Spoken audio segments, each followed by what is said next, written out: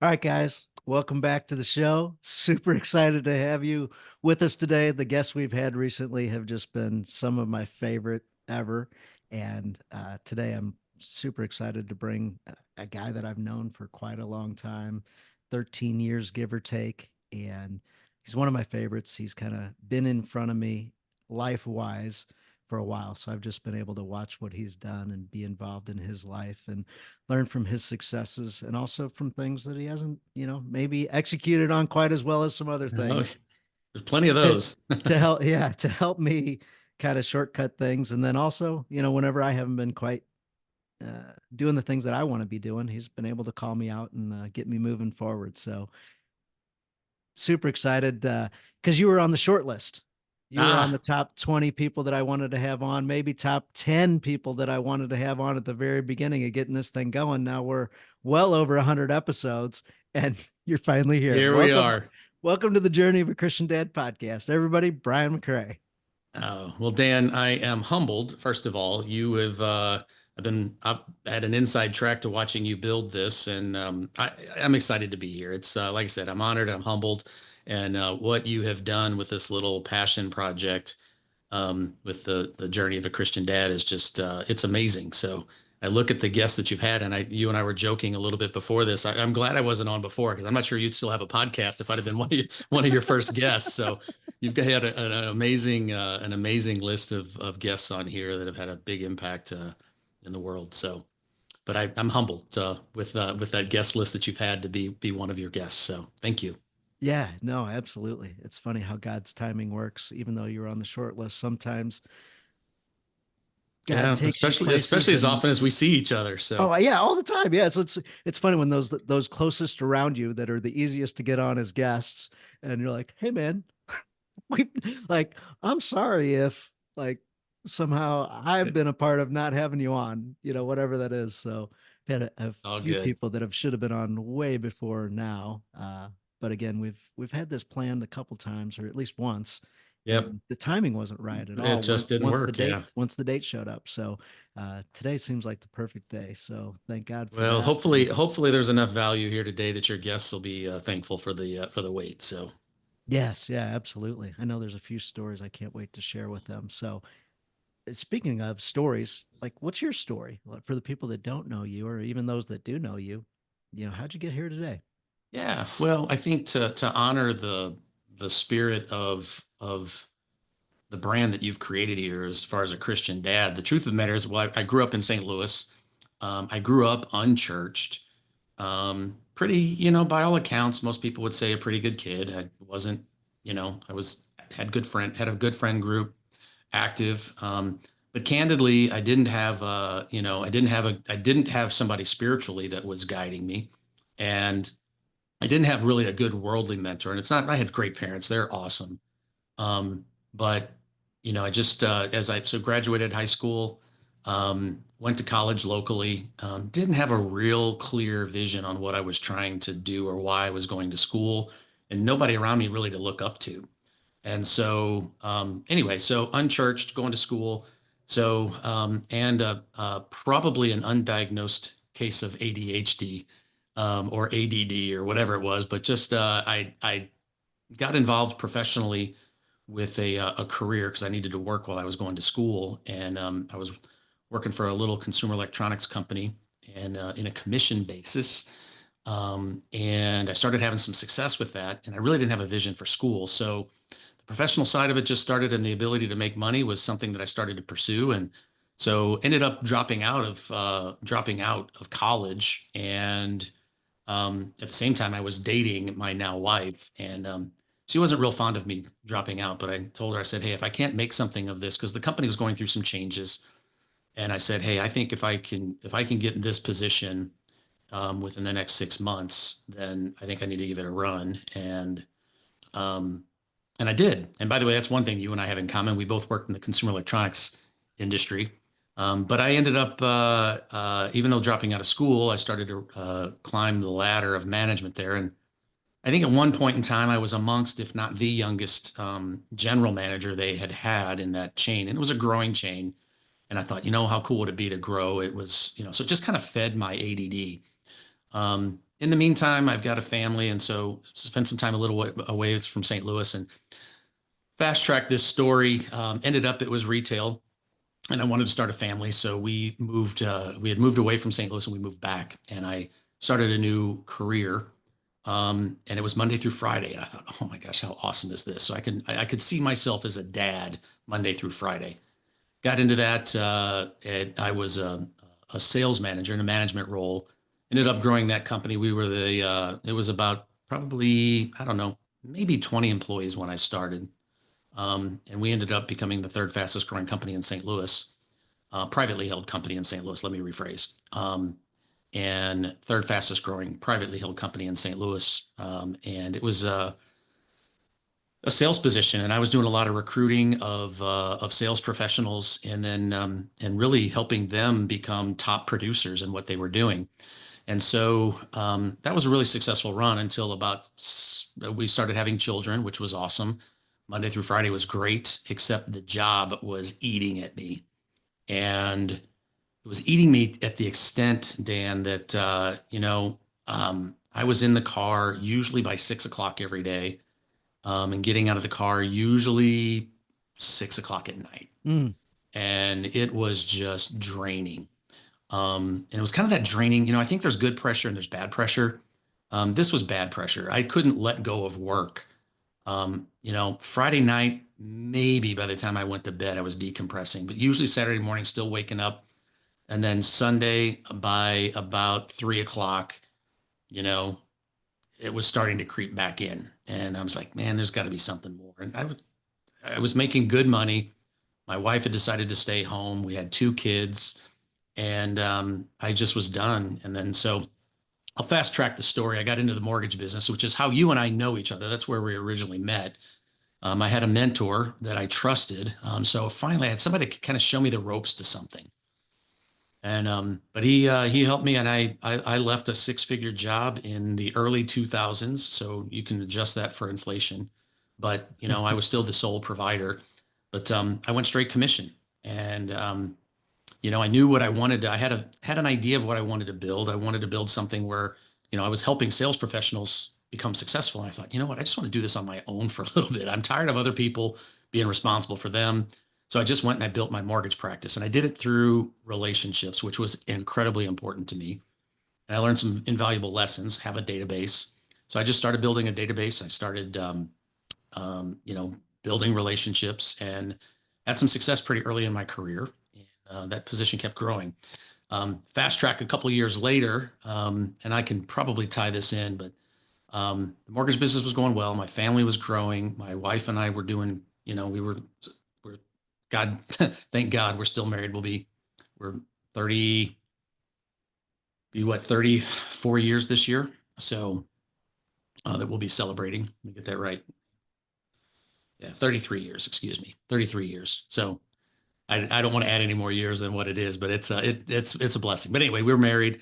And so that transition into the mortgage business was one where, my wife was staying home. And so I wanted to make sure I could provide. So I was hustling. But the experience was good because about 2010, I'm sitting at my kitchen counter, and Dan, this is kind of where my faith walk and I think what my purpose is, if I can say it that way. But I'm sitting at my kitchen counter, and at the time, I don't think I recognized it, but I'm sitting there and I'm just kind of got this feeling. It's probably January of 2000 and late 2010, early 2011, and I'm just sitting there, and I can remember vividly. And I don't say this lightly because but I just two words went through my head, and I couldn't explain it. I didn't know what to do with it, but it was inspire people. Mm. And so I'm sitting there, and I didn't really know what to do with that. And as you know, in a commission-based business, you're in the insurance space professionally, and I've been in the mortgage space for a while. Our ability to be in front of people is what kind of helps us build our business. So, but I just didn't really know what to do with that inspire people.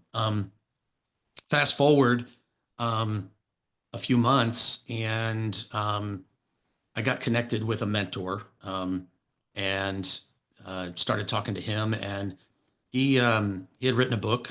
You and I know him well. His name's Michael Mm-hmm. Mayer. and which is it's a great book. But anyway, I read that book, and that was, and Dan, this is where, and I know you asked me what what I think is the one thing that ties all this together. I heard early on a guy by the name of Jim Rohn. You know, I'm a big Jim Rohn fan, but Absolutely. Jim said something along the lines of study, practice, teach. And I was listening to him. I'd been a fan of his for years, but I just remember that kind of stuck with me. And then along comes Michael Mayer. He wrote a book, and he sent me an email. He says, Brian, he says, I think you should start an event. So late 2010, inspire people. I believe it was the Holy Spirit kind of prompting me to do something. I just didn't know what. A couple months later, I meet Michael. A couple months after that, he encourages me to start an event. And that is where the study, practice, teach. So I started studying Michael's book. It was things that I had seen, but he just packaged it in a way. And I had had a successful mortgage practice, but I thought, you know what? I'm going to start sharing his book with other real estate agents. And because he encouraged me to start an event, he was a real estate agent. So I said, I'm going to start sharing with real estate agents. But I said, I'm not just going to do it with real estate agents because financial advisors need it. If you'll remember, this was 2011. Um, the market wasn't in very good shape, either the financial market or the real estate market. So, but I was still having success in mortgage. So I started this event. So I just started studying things that mattered, practicing things that matter, and then I started sharing things. And that little concept of study, practice, teach really paralleled my life at that point in time because from a faith perspective, I felt like, right about that same time, I found a men's group. And that was absolutely one of the most critical pieces for me. Faith-based men's group, local church. We had just switched churches, and the Holy Spirit was moving in that church in ways that I hadn't seen before. So I got connected with some men who were really walking with Christ, and it was just a refreshing thing. So I had some mentors coming on there. And then Michael was encouraging me to run this event. And so I was studying his stuff. I'm studying, getting to know Jesus a little bit better. And so it was just an accelerated period of growth for me. And the event that you and I got to know each other, I remember you walking up and, just asking, what can I do to help? That's, one of your secret powers is finding people and figuring out what you can do to help them. And, you did that with me. And so we got to know each other, and that event took off. And thanks to your support, that event was successful, for the better part of, a dozen years that we ran that event in St. Louis. And so anyway, the whole point that I would say is the component there of study, practice, teach. I think it's in the book of Ezra. I think it's Ezra 4:10. Ezra studied the law, he practiced the law, and he taught the law. And I just remember Jim saying that. And anyway, so I'm probably rambling here, Dan. I don't know if I've even touched upon what it meant, but the fact that I would say is as a husband and as a father, I think we get promptings all the time, and I'm just thankful that there were some faith-based individuals in my world that kept pointing me in the right direction and getting me back, or encouraging me to take the next steps in my walk in my faith as the leader of the house, because that's an important, pretty critical role in today's world. So, especially with daughters. So, We used to do a lot of meetings, presentations. There was one that we kind of co-hosted mhm. back at your old mortgage place, and uh, it was I had a part of the presentation that particular day, and in that part, it said something about how my belief in God and my prayers and answered prayers or something. And we were about maybe 2 minutes from starting, and I showed it to you, and I said, "Hey, here's what I'm going to do." And you're like, "Okay, great." I'm like, "No, but did you see this part?" And you're like, "Yeah." And I go, "Can I say the word God? Are we okay?" And you're like, "Yeah, sure, why not?" I'm like, "Well, it's kind of your event too." You're like, Yeah. was there any, Well, I'm like, it's essential to the story. And you're like, say it. But at that point, we weren't like in these meetings that we did, we weren't open, it wasn't open faith. It wasn't, yeah. faith forward is what we call it these days. But back Yeah. then, we were kind of figuring things out as we went. Yeah. Well, and I'd Still am. say, yeah, well, yeah, always. But Dan, I think the thing, I don't know about you, but at least for me, when I'm not connected to God, I want to hide either from God or I don't want to share him. But it was, it's, you know, when you start studying script, and that's what was happening. And by the way, there was a great study that I was involved in, and I just was like, my gosh, this is what it's like to be a follower of Jesus. I got to see other men who were studying God's word, who were putting it to practice in their life, and then they were getting together at a local church in a men's group and just sharing life together. So it was the study, practice, teach concept. They were teaching biblical concepts, and it fueled me. So my point is that I think once we step in, and once you get, once God's word starts to take root, or the Holy Spirit starts to move in you, there's this, I like to call it, a humble boldness, and that's exactly what you did. You were just like, hey, if I'm going to be obedient, you may have heard me say courageous obedience. It's not always easy to be obedient, but you want to be obedient because you love God. But then it's sharing it with a humble boldness. So, because candidly, we don't have it all figured out. I don't want people to think that I'm some Bible thumper that's perfect, because I'm not. I'm just as broken as the next guy. So, anyway, that's why I just encourage you. Yes, we've got to be, we're called to be lights in the world. So, share it. And if you've always done it humbly, Dan. So, I'm like, run with it. Yeah, so it was like, since we shared the event, I wasn't quite sure, how comfortable or uncomfortable you'd be with it, if you're even Yeah. okay with it. So from that perspective, I just wanted to run it by you. But two, it was also kind of a, hey, I think I know the walk you're on, and Hmm. if this is also a little nudge to get another conversation going or keep things moving or whatever it was, I'm like, and again, just being obedient to God, I felt like it was an integral part. And if I was to share steps to success, it has to include God. Yeah. So Yeah. anyway, it was Well, I don't know about you, but I've tried to figure it out without him. And it's, uh, you know, I'm not saying the road with him is perfect, but there sure is a sense of peace knowing that he's with me. So, yeah, yeah. And you had some success, and then you got to that day in the kitchen where you're like, there's yeah, something it's like, missing. what's next? Something's missing. Yeah. Yeah, absolutely. So we've had tons and tons of guests on before in the past that have been so incredibly successful, books galore they've sold and everything else. And they got to that as well of, hey, I am successful, except for I'm not. Like something's missing. And Hmm. then, when you can figure out how to fill a God-sized hole with God as opposed to stuff, things Yeah. change. Life, Hmm. life gets a lot different. That's a So good word. I could refer to you as like the world's, like literally, relationship business expert. So if you want to Mm. have great business relationships and have people introducing you, and those principles play into family also, and play into, spousal relationships, husband wife, all the same type things. So things we can learn at work we can also employ at home, and things we learn at home we can employ at work also. So from knowing you, one of your mottos is win at work and win at home. Hmm. I've been able to excel at a much higher level than I would have on my own without your influence. So thank you. Oh, that's very kind, Dan. I appreciate that. Thank you. Yeah, yeah, absolutely. You've done the work, man. Thanks, thanks. You share a story once after you had been doing pretty well, uh, business wise, family wise, faith wise, but you guys were going to church one day and things didn't go so well that day for you. Ooh. You remember that one, huh? I So, do, I do. um, yeah, no, it was man, I am blessed. I've got a wonderful wife, and I've got three beautiful daughters that I adore. Um, but yeah, they it was so my daughter was it was just our last trip. By the way, I apologize, but this was our last trip as a family to church before my daughter went off to college.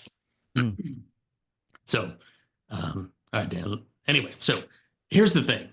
I knew that was happening. Special day. We're getting ready to drive her to college, and you know what? I got a lot of stuff on my mind, and so I'm driving to church, and my wife. They talk about having a backseat driver. Well, my wife is usually right about my driving, but I made two mistakes driving to church.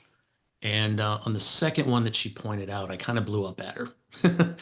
And we're in the parking lot, and candidly, I did not handle it well.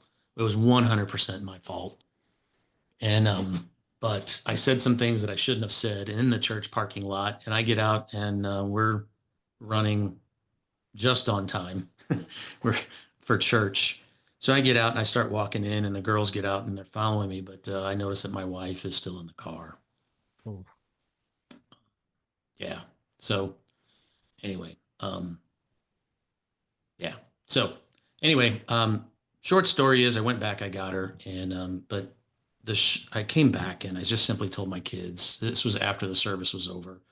I apologized to my wife, which she deserved it.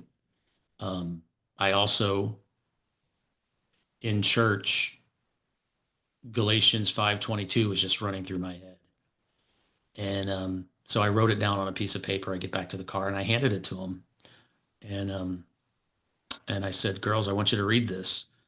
And it was just the verse. And I said, I'm your father and I'm also married to your mother. And I want to apologize. And I said, I hope you'll accept my apology because, um, it says the fruit of the Spirit is love, joy, peace, patience, kindness, goodness, faithfulness, gentleness, and self-control.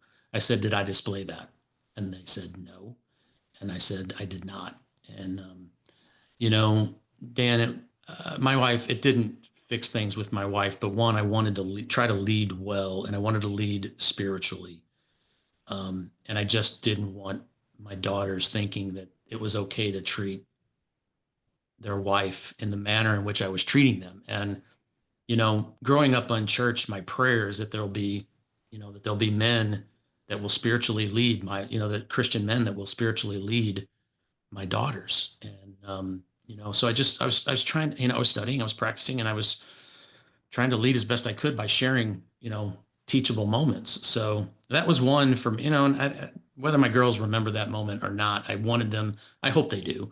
But it was just a way for me to lead. And I owed my wife an apology, and I just wanted her to know that I didn't want to be that guy. So anyway, I don't, that's the story. And anyway, it was a way for me to try to be a little bit more obedient and ask for forgiveness when, when I wasn't walking the way I should have been walking. yeah, there's so many different things in that story. One showing an example of a humble man willing to apologize and openly apologizing and pointing out, hey, I messed up. That takes a lot of humility to do that. Uh, Something I was thinking about today before we jumped on about that particular story was how interesting was that happened right before church. Mm-hmm. Oftentimes, right before church or right after church, emotions can pop up. Mm-hmm.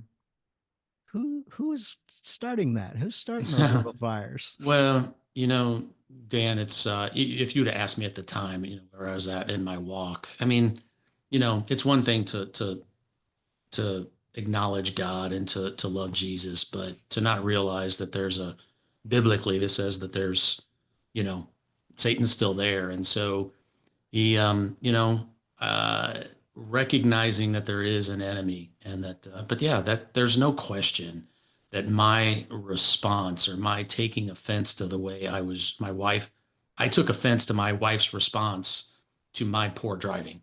Um, and me taking offense to something that's just not fair to her. And so that's, which by the way, there's a book out there called the bait of Satan, and it talks about taking offense to things. And it's one of the tools that the devil uses to, undermine relationships is, we get defensive, we take offense and then we get defensive. And man, it just, man, it is, and I pray that God removes that part from me taking offense. So anyway, but yeah, if it's the if enemy. that situation came up again and you felt those same emotions today, what might you do today so that your response or reaction would be different than it was then? Well, we're supposed to be grateful for everything. So I try when my wife talks about my driving, try to say thank you versus I try to.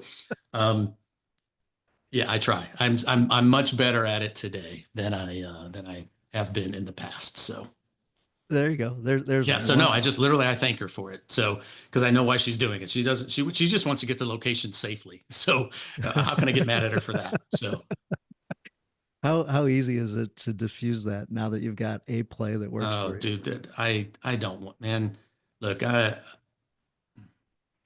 without a long, detailed list of things that I've just been an idiot about, the last thing I want to do is waste moments fighting about my driving when all she cares about is getting someplace safely. Then, so I'd rather honor God, thank her for what she's doing, and have more productive conversations. Yeah, absolutely. So, like the church thing, say that's a time where emotions boil up. Just recognizing, hey, it's Oh yeah. interesting. The timing of this one, hey, God, show up, or hey, let me laugh about that. Like, but just understanding what's going on. Hmm. Well, I think once you realize it, and I don't know, Dan, maybe I think it's, you know, I had a mentor of mine say, the closer you draw to God, the more the enemy's going to come after you. So you just have to be being aware and, you know, putting on the armor of God is, and by the way, you and I've been in a similar Bible study Yes. locally, and Legacy Builders played a key role in that organization. Just the mentoring, the guys that had been in front of me, and just sharing some biblical wisdom was amazing. So anyway, that was incredibly helpful. Um, that through my phases of raising kids and growing spiritually growing um, as the leader of the house. Yeah, we had Ted Stottlemyre on a long time ago, and he goes, "All right, as soon as we're off here, I'm gonna, open the book and pray and put the armor of God on." And Mhm. I was like, "Whoa, let's stop and talk about that for a little bit." And his answer was, "I just made a big move for the Lord. Of course, I'm going to get attacked.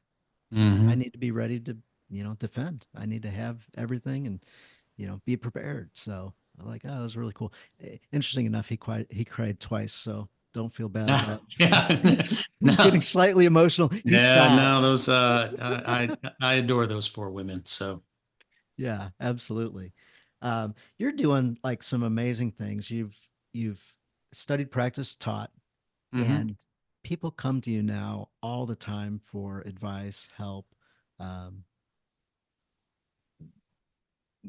direction, shifting, helping getting them engaged, or we could use the word to accelerate things. Yeah. So we're we're in a group together called Accelerate that Yeah. helps us move things along faster and move towards Yeah. our vision or God's vision Yeah. in a way to expand. So, um, what what would you say is a key part of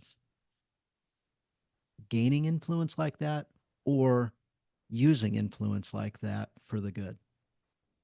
Um, wow. Okay. Well, first of all, thank you for the kind words. And yes, it's um and I know if I didn't say it earlier, I'm going to say it again, or say it for the first time. And if I've said it, but just thank you, Dan.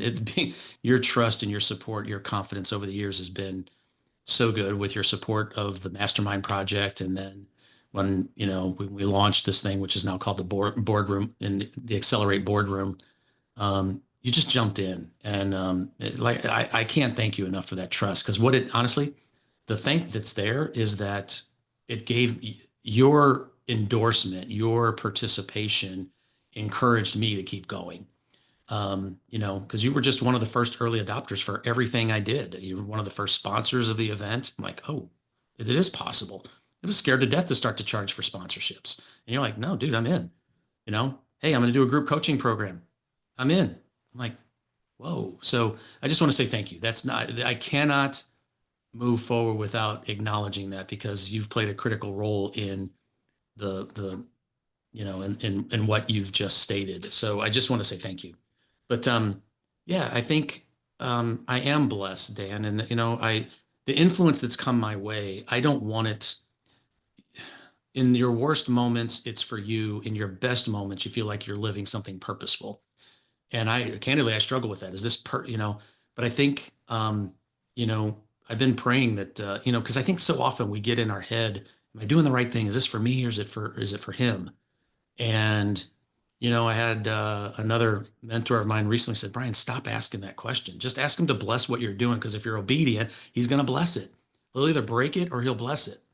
And so, yeah, it's, I just, Dan, my spiritual gift is encouragement and also one of my talents, and you've probably seen it. I love encouraging people to do the next uncomfortable thing that helps them build their version of special. And so I just love doing that. And that is where the event that we first met, I was able to step in front of a room and I had studied something, I'd practiced it, and I'm like, hey guys, this works. I'm going to encourage you to try it. And people started trying it. And when they started trying it, they wanted me to, they didn't just want to hear about it. They wanted my guidance on how to do it. So that led to some things. It's opened some amazing doors. Just listening to that inspire people and just, being open to what God was putting in front of me, man. I can't, I think about that email that I got from Michael that said, you should start an event. I'm like, the easy answer, it was just a yes in my mind. And so many people are like, well, why are you going to do that? You're not going to get paid for that. You're not going to do this. You're not going to get paid for that. I'm like, yeah, I know, but I'm just supposed to do it. And so I did. And so I started studying things, practicing things, and I became a Maxwell certified coach and started sharing some of that there. I was a certified referral coach with Michael. I was sharing some of that stuff in the group. I spent some time with Michael. I just kept finding mentors, and because I wanted to provide more value, and if I could study something and get a benefit from it, put it to practice in my own personal life, either at work or at home, and then I could go share it, then let God give the increase, man. I just was trying to, you know, study things that mattered, practice things that mattered, and then if it was working, teach it. And so spiritually, that works. I've had some, any fulfillment that I've got by being a follower of Christ, I just try to share that, and encourage people to take their next step with Christ. And if they're a small business owner, commissioned sales professional, as you and I know, that's just a lonely, lonely job. You know, many of us are, the only income in a house sometimes, and man, there's a lot of pressure, and you got all this pressure. So anyway, it's just, I enjoy doing it. So it's just open doors, and we might get a chance to talk about some of the relationships.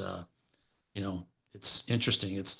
Well, I'll answer Yeah, there, and we can yeah, go where yeah, you want to go. yeah, So, yeah, absolutely. So, uh, I've heard over and over and over, mentor, mentor. I was going a direction, a mentor showed up. So the teacher will appear when the student's ready. mhm. For years, I prayed for a mentor. For years, I prayed for a mentor. Um, Once upon a time, I had left church. I was by myself, and the lead pastor of a 4,500 family church was out in the courtyard by himself. And I'm like, no way. And I said, hey, I've been praying for my wife to come to church for a long time, and she's still not here. And gosh dang it, I'm fed up. I'm done with this. And he's like, asked me a series of questions, and he's like, okay, so what's the problem then? I'm like, I just told you, like, and he goes, okay, I heard you, but what's the actual problem? And I'm like, that was it. My wife's not coming to church with me. And he goes, oh, well, let me ask you a different question. He looks up and he says, whose time are you trying to do this on? I was like, oh, my time. Of course, my time. Yeah. And uh, so often we can be so wrapped up in our own time instead of letting God's timing and allowing him to, you know, lead the path for us. So for years I prayed for a mentor, and one just never really seemed to show up. And then you and a few other people showed up in my life all around the same time, and I'm like, huh, for years I prayed for something and it never quite all the way showed up. And then men like yourself showed up all around the same time in my life. I'm like, this is just absolutely amazing, God. 20 years of 30 years of prayer. And finally you answer it, and you answer it in spades. Every area of my life, some amazing person showed up right at the time where I needed it. Mm. Yeah. Isn't that a gift? It really, really is. So, Yeah. for the guys that are going through a desert or feel like God's never going to answer your prayer, uh, it's not your time. It's God's time when he'll answer those. Yeah. Well, Dan, I think, I don't know about you, but at least for me, we were talking about the enemy, and the enemy, the enemy wants to isolate us. He wants to pull us to the side, whether it's, mentally, whether it's emotional isolation, physical isolation, or spiritual isolation. The enemy is always trying to pull us aside. And, you know, for me, that's why mentors are so important, is because it gave me a safe place to go, or, Aaron Walker. You've met Aaron, and he was a mentor of mine. I called him, and I was in a spot where I was looking for a mentor. And man, when you can find mentors, that guy had a profound impact on me. And he's a real blessing, just in terms of, listening, and then being able to filter, his using his wisdom that he's filtered through scripture is it was a real blessing. So anyway, just so that would be the one thing as a Christian dad, if you want to be the spiritual leader of your house, is find a group, find a person, find a mentor, find somebody that's further ahead that just cares about you. That would be one major. If I could just encourage if one person walks away and they find a mentor or find somebody that just keeps them from being isolated, whew, man. So, That was something else you and I experienced. We got to see a guy named Michael Francesi. hmm Also, if you check out Goodfellas, he's in the movie. He's named Mikey Francesi.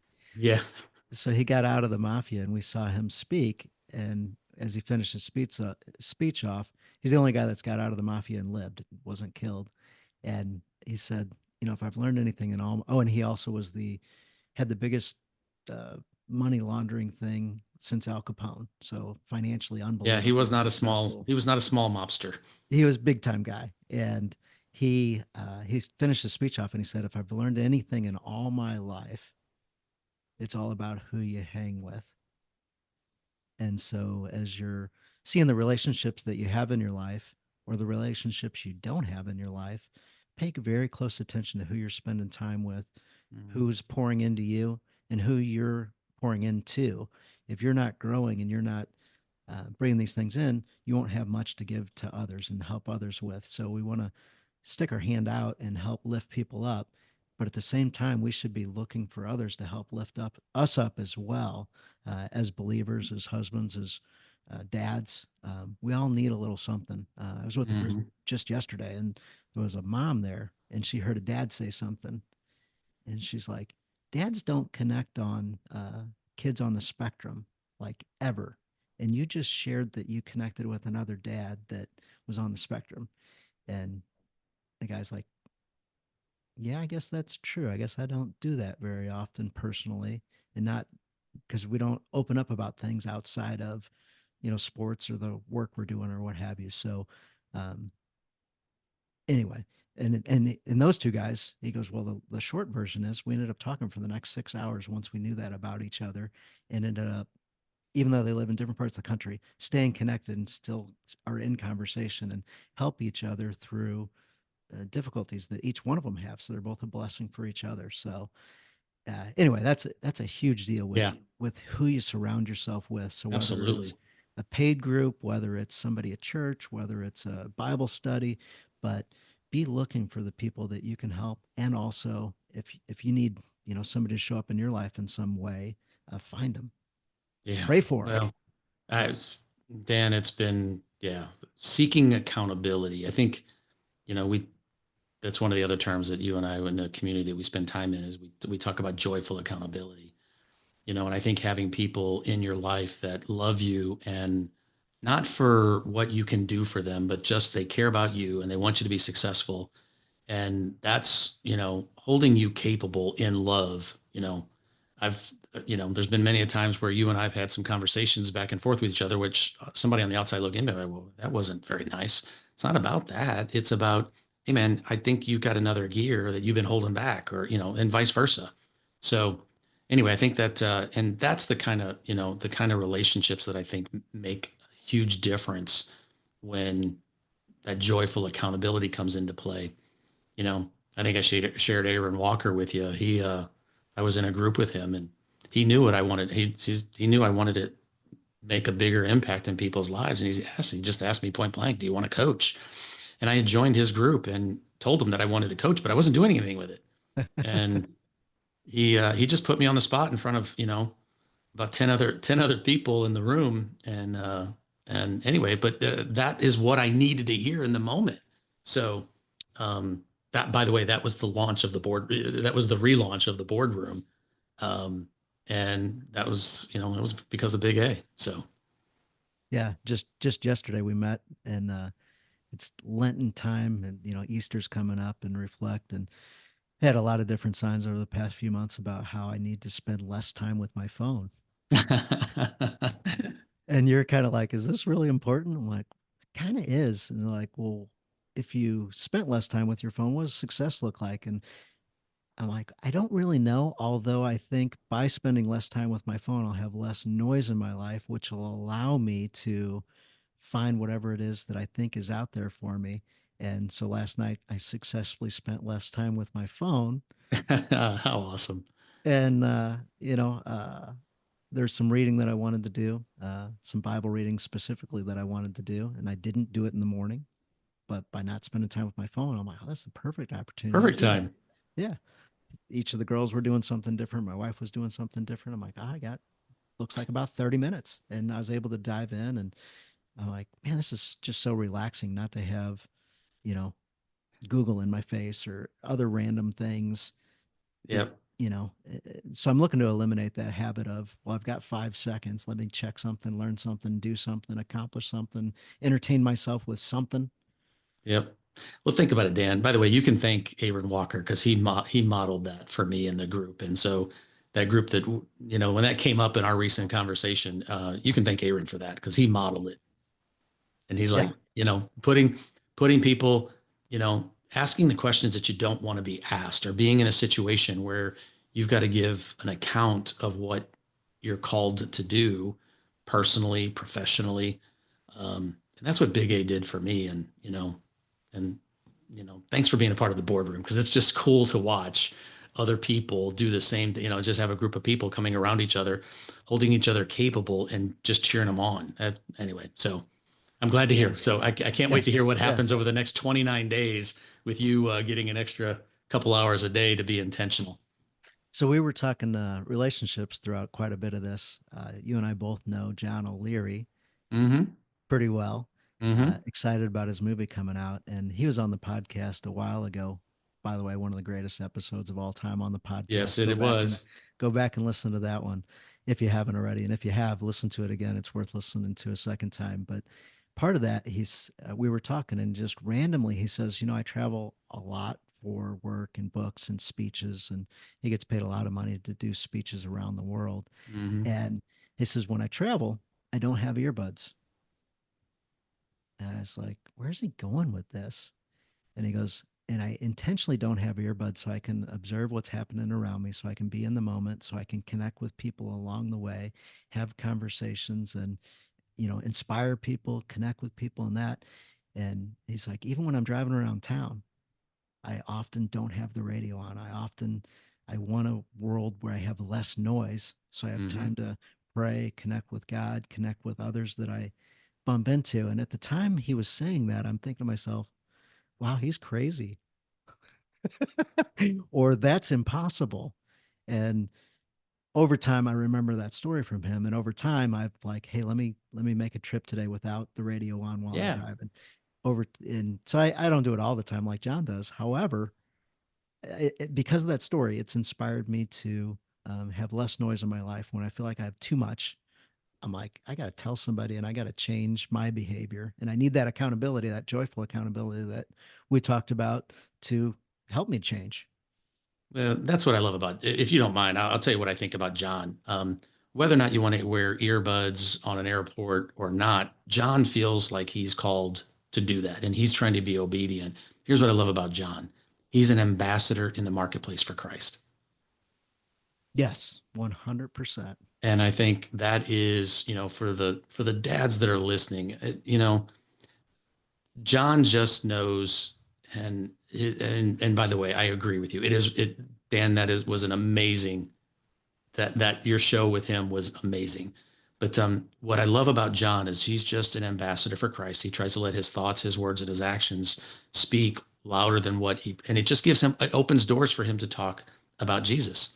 And so, how cool is that? That if we just start following, he starts influencing areas of our lives. And then when we get the chance, if we're going to be courageously obedient, then we, with a humble boldness, share the gospel. And I've seen John do it. He weaves it in so authentically. By the way, he is John's an example of the new AI. I just, everybody's talking about AI these days, artificial intelligence, and but I think the new AI is authentically intentional, and that's what John is, authentically intentional.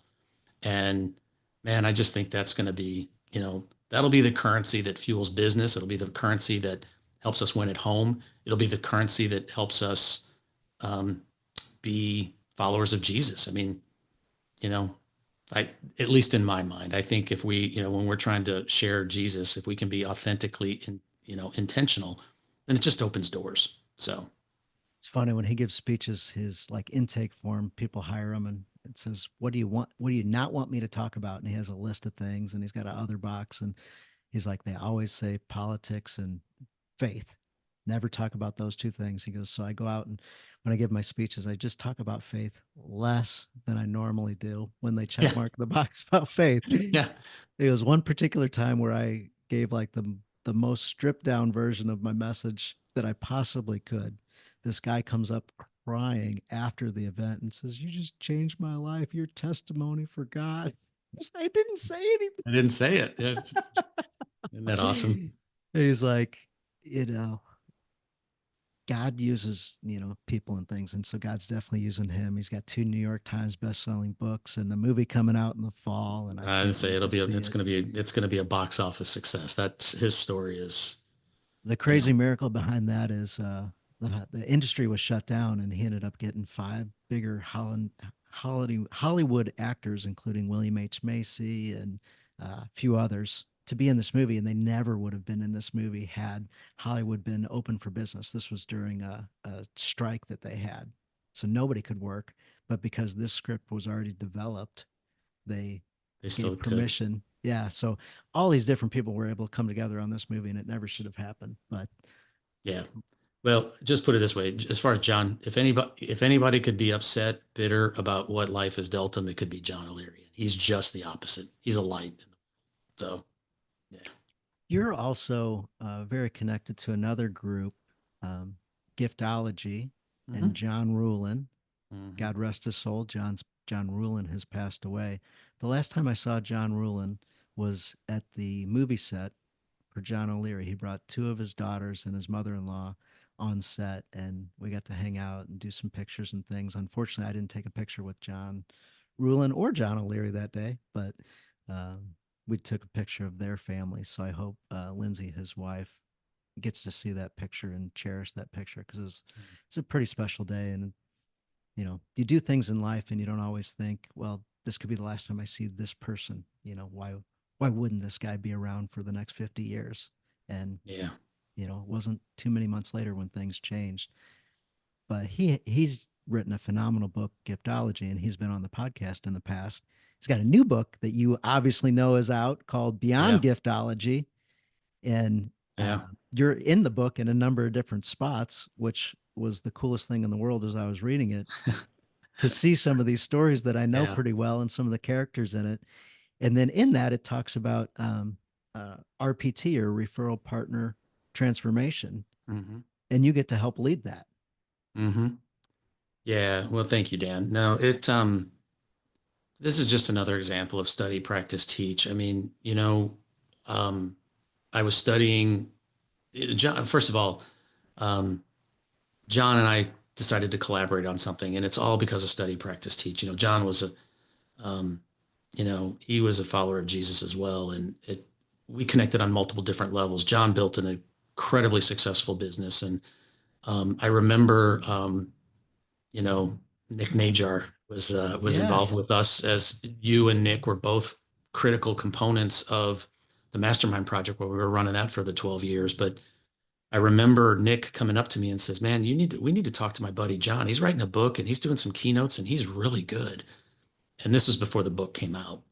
And anyway, some things happened, and we couldn't get John to come over. Anyway, his book comes out, his speaking fee continues to rise, and anyway, I'm like, Nick, let's get John in here. So we finally, I said, John, it's local. It can't. I said, I can't. This is a free event. I can't. And I got some sponsors, but they're not paying. I can't. I don't have a sponsor to cover your fee.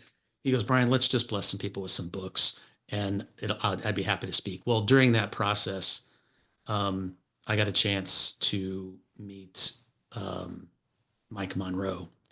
And Mike and I were having some conversations about some of the things that I had been studying and practicing and that I'd been teaching. And I read recorded a course that you were part of Mm-hmm. um, called Jumpstart. And so I shared the course with him because it was just something I was excited to be working on. And I just finished recording it. And I said, "Hey, man, Mike, I'd love you to take a look at it. Here's what I'm working on." He was so I said, anyway, we were just kind of talking. And anyway, we ended up talking about a few things. And Mike got kind of excited about something. He took a note. And a couple of years later, he reached out to me and said, "Brian, you know what? We're in a spot where John's got a great business. The gifting business is phenomenal. He's helping, John was the best at teaching people how to love on people." He says, "But the gifting packages start at X level and not everybody can afford that. And we want to teach people how to build relationships, not just through gifting, but by building the relationships. And so we believe there's a good marriage between what you've been doing and what John's been doing. So would you be open to a conversation about it?" We started collaborating and we came up with, we're starting a new venture education platform called Rich Relationship Society. And that was John's, um, really his acronym. Rich is an acronym, RICH. And when I first heard it, I'm thinking, man, are we just encouraging people to be rich, like monetarily? And as soon as you heard John explain it and or heard the explanation behind what he was thinking, it's really an acronym for what John was. It stands for it's about building relationships that are rich, they're reciprocal. So John, anytime John's give was always bigger than his ask, and he always led with a giving heart. So being rich is giving. Um, the I was influential. John knew that influence was a way to grow a business, and he worked just as hard on himself with personal development so that when he showed up in a room, he was attractive and could have conversations with people that he really had no business talking to, or wouldn't have. And there's some great stories. If you read the book Giftology, the first chapter, there's about Cameron Harold, and that story is absolutely amazing. Um, about how John got to meet, the COO of one of the fastest growing companies in America, and it became one of his best clients and best referral partners. So we just kind of decided to marry the two. But anyway, the C stands for connected. And in business, specifically the businesses that, commission-based, referral-based businesses, you have to have connections. And John was one of the most connected people you could know, and it's because of his heart. It wasn't because he was the most competent at selling gifts. It's because he cared about people, and he was connected, and just having connections. And Dan, if there's something if anything resonates, that would probably resonate with you because you're probably one of the most connected people that I know. Just the names that you've had on your show is an example of being rich, being reciprocal, being a big giver, working just as hard on yourself as you do on your job.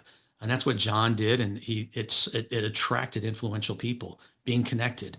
And the last thing is being humble. So that's what rich really is. It's, we're looking to, we were trying to build a community that would help people be rich and have richer relationships. And so we started that community. We built a little course called Referral Partner Transformation. John worked on a book called Beyond Giftology, which just released. Um, I think within the first day, it was a bestseller in several different categories.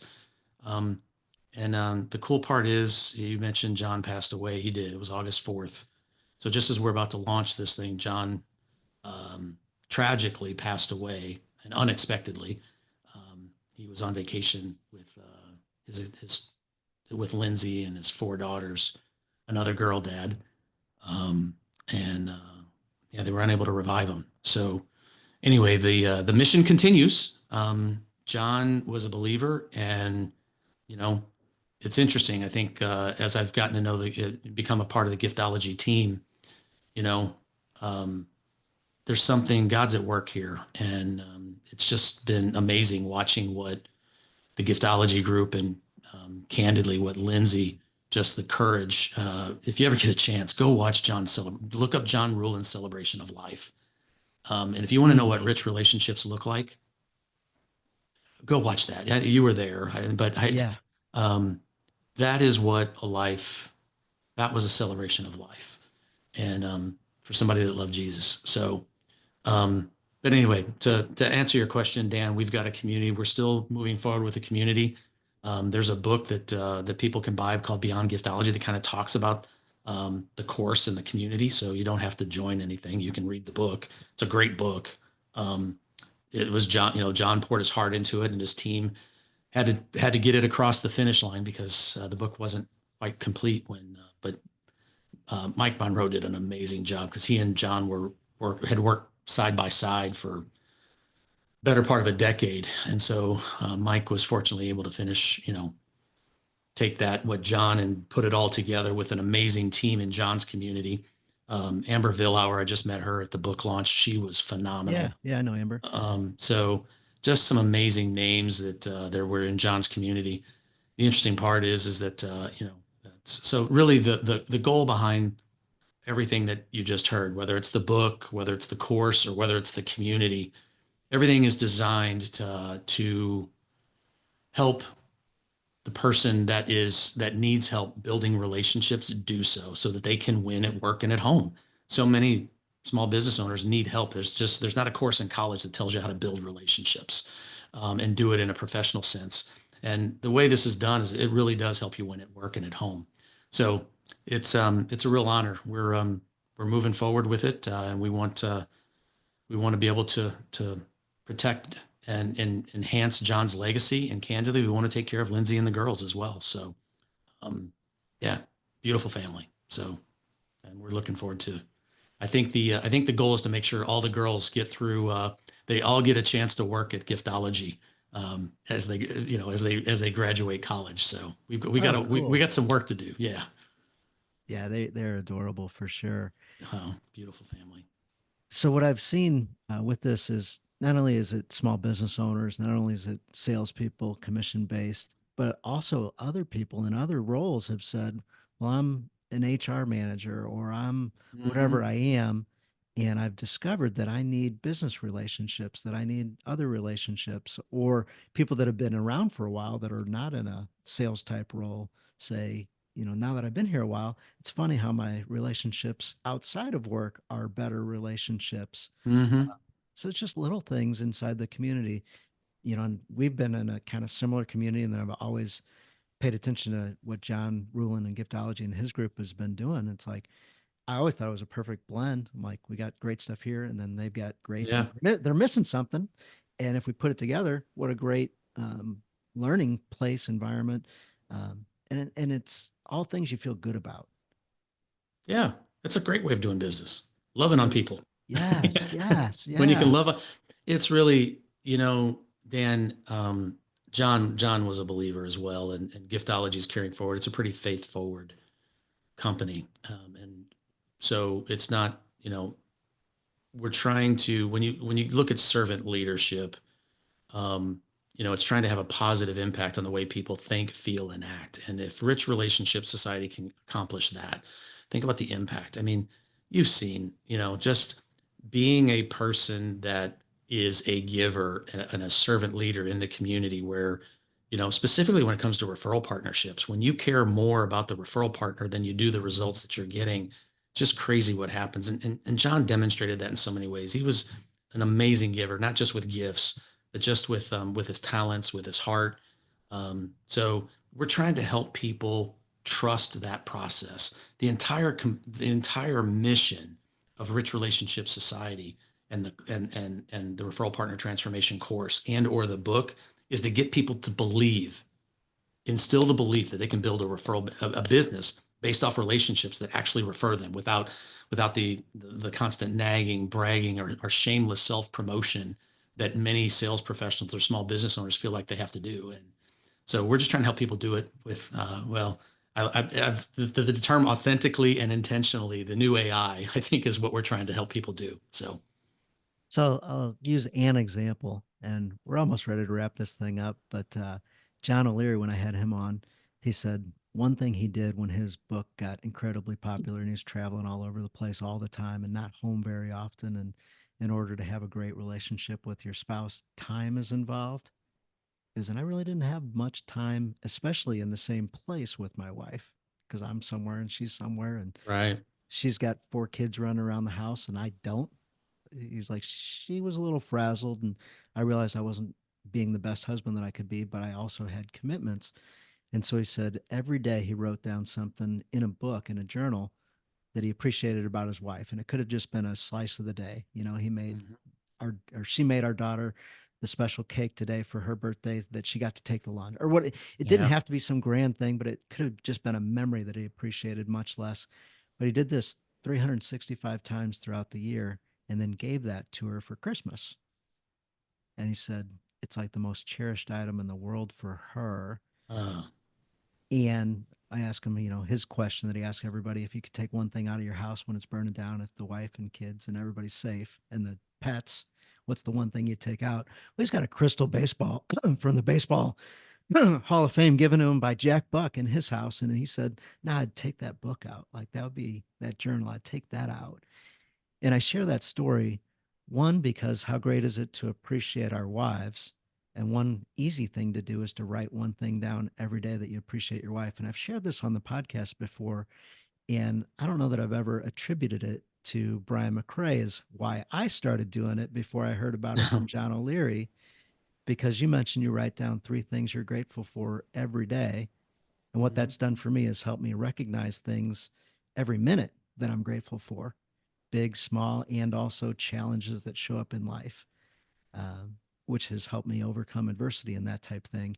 Yeah. But specifically related to my marriage, it's helped my marriage be so much better because I'm looking for things I appreciate about my wife as opposed to things that I disagree with or that I want to grumble Yeah. about, or the reactive response of course, she tells me where to drive, how to drive, how fast to go, and things like that along the way as well. Right. But rather than have that reactive eruption, it can be appreciation or humor or, you know, recognizing whatever is the drama that's going on in the world that's causing commotion amongst, and, you know, whatever. But that one little line, here we are in a business environment, and you shared that, and I was like, I'm taking that, I'm doing that. That's for me. Yeah. Well, God gets the glory on that, Dan. Like I said, I can trace that back. I mean, scripturally, it says there's nothing new under the sun. And, you know, for a long period of time, I, I'll just say this, there's nothing new under the sun.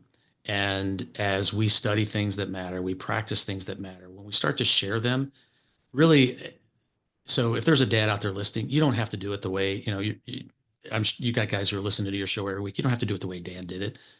Take what you're learning and make it your own and go be authentically intentional. And so my point is, Dan, with that, I learned that from someone else. I was actually I took it from a sermon that I heard of a youth pastor of all things who was married for Wow. about 5 years. Yeah, and he goes, I write down one thing every day that I'm great. And by the way, I was writing things down. I thought, and I was expressing gratitude. I was writing three things on it. One of mine going forward will be about my wife. So um, anyway, but yeah, so it's all curated, and I think that's our ability to curate information and share it is what creates influence. So anyway, there's a dad out there that's listening to this, and just go take action on something you've heard today. And it's yours. It just you don't have to. Thank you for giving credit, but God gets all the glory on that stuff. So. Absolutely. Is there something you want to share with dads today that maybe we haven't covered? And then certainly how to connect with you. And then I always ask guys for a challenge also to top it off, something that people can execute week to week in between podcast episodes that help them become better versions of themselves, better dads, better leaders, better Christians, whatever it might be.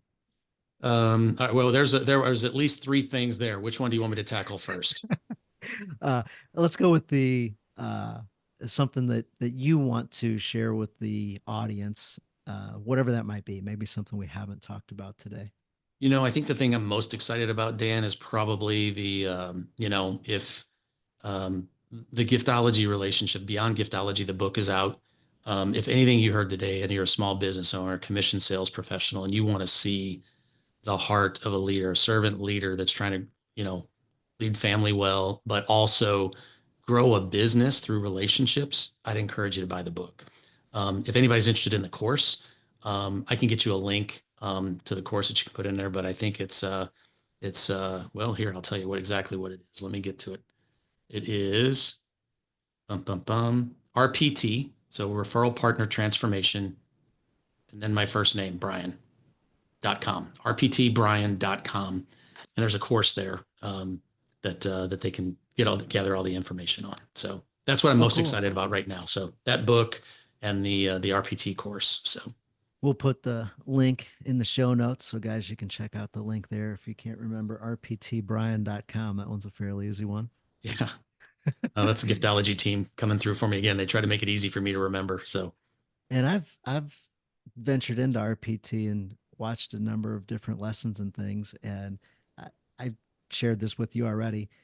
Being around you for such a long time, I was slow playing that one because I thought I had already seen it. You told me that they had done a few things better. Well, I thought it was going to be something I'd already seen, maybe with better graphics, and it's radically different than uh, what I they was expecting. And the I by don't the want to way, say it's better than what you did, but it's better than by what the you way, Dan, did. there's no question. What you did was Collaboration. great, and this is just next Honestly, level.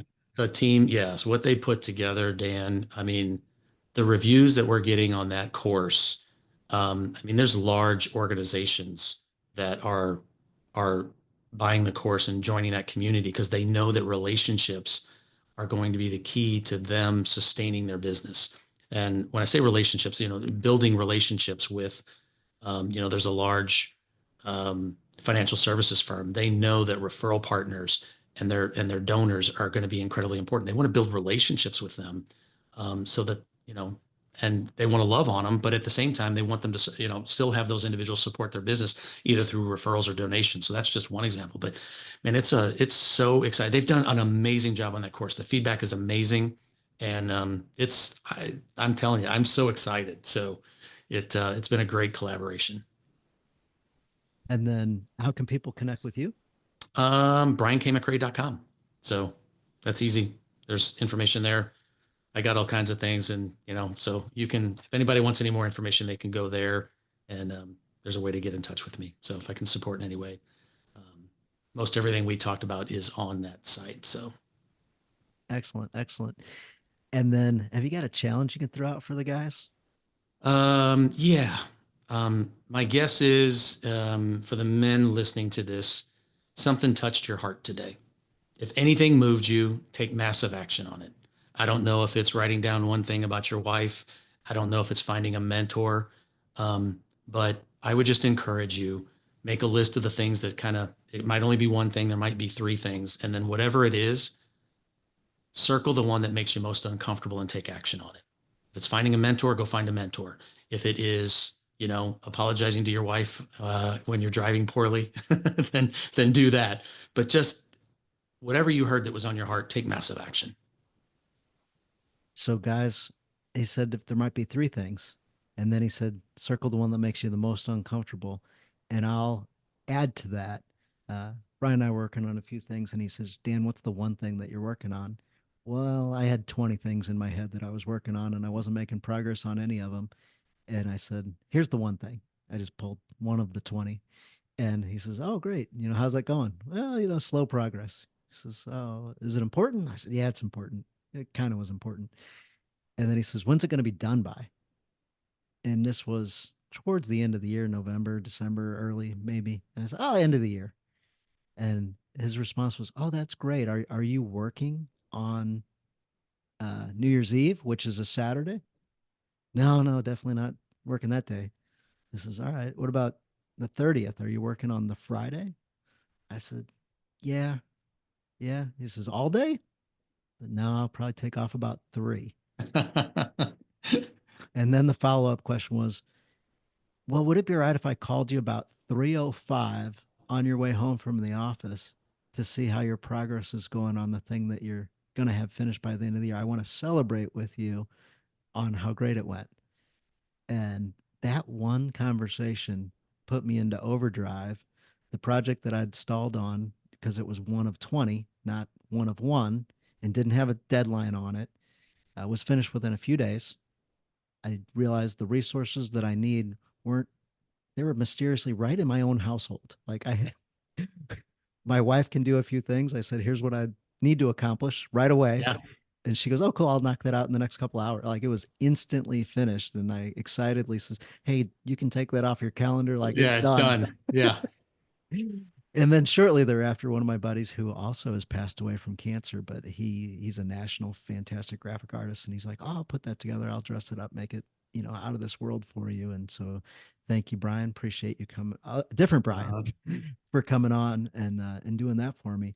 But with having that one little domino fall of doing something that seemed impossible that quickly, I'm like, all these other little things that you maybe want to do someday, you've got resources around you. As soon as you put your mind to it, as soon as you get somebody involved with the joyful accountability, you can just start knocking things down right and left and become the person that you want to be. So, personally, professionally, you can just level up by intentionally trying to level up and having those people around you. And I'm not a big fan of sharing your goals with the entire world and I'm going to lose 95 pounds by Christmas or whatever. Who mhm. cares? But when you say, hey, man, I got some health problems. Like I need to lose some weight. Okay. What are you going to do? I'm going to do this. Do you need any help? Hey, when are you want me to follow up with you? Would that help you? And oh my gosh, your life will become so different when you realize you can accomplish a whole lot. And when you break things down into a periodic time, when you've got an end date, you got to have, little checkpoints along Absolutely. the way. And anyway, so I've seen Brian do that for years and I've seen him stall on something for years. It's joyful accountability, Dan. So, And it was great when I saw you, move forward on a cut. I'm like, oh man, you're getting some movement and being well, able to celebrate you with it when I saw it. So I'm well, grateful thank you you. were able to come on with us today. Grateful you were willing to share a couple examples out of your life where things were challenging, and then how you made amends and made things better. And as you mentioned, for those that missed it, married 33 years, so I Yep. I know Brian's wife Thank and God. Yeah. got a wonderful marriage now. So the She's a driving blessing. incident didn't derail the whole thing. Yeah. By the way, she is a blessing. So, and plenty of grace. So I'm thankful for her. Absolutely, absolutely. Well, thank you so much for coming on, Brian. Thank you guys for listening. Thanks for reviews and sharing the show and doing what you do to promote Christ and promote the Journey of a Christian Dad podcast. Amen. Amen. Thank you, Dan. I appreciate you having me today. Absolutely, you bet. Thank you, Brian. God bless you, man. See you. You Bye too. bye. Bye.